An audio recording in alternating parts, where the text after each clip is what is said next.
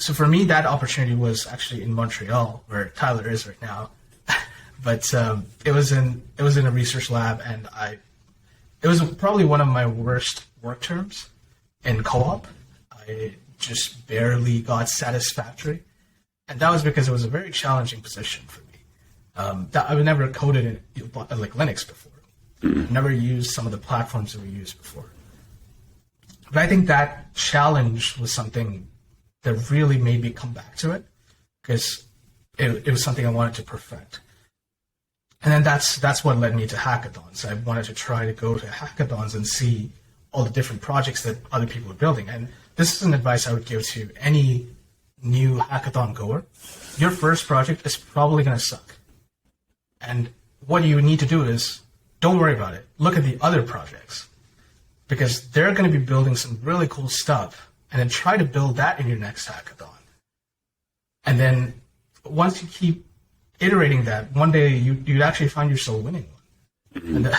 And I was lucky that it happened to me, because I saw someone build a robot, and then the next time I tried to build a robot myself, and then it was hard work, and it took the entire team to do it.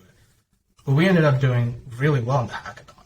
And that was also added motivation, because you have that, you start with a want, and then you look for that opportunity. And at one point you get that validation to say, okay, so you're doing something right. And once that validation comes, you just keep working on it. Just keep building your skills.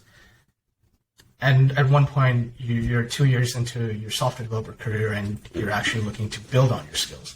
So I think it all starts with a want, and like how much you really want it, and then looking for that opportunity, and then accepting the risk of the opportunity. It is a risk. You're going to be spending some time. You're probably going to be rejecting a high paycheck somewhere else, because you're starting off as a junior.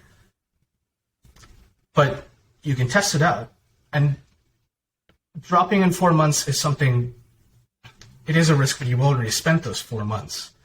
But then it's about just trying it out. And then if you don't try it out, then if you get the opportunity, if you don't try it out, then that's going to be a factor that, I don't know.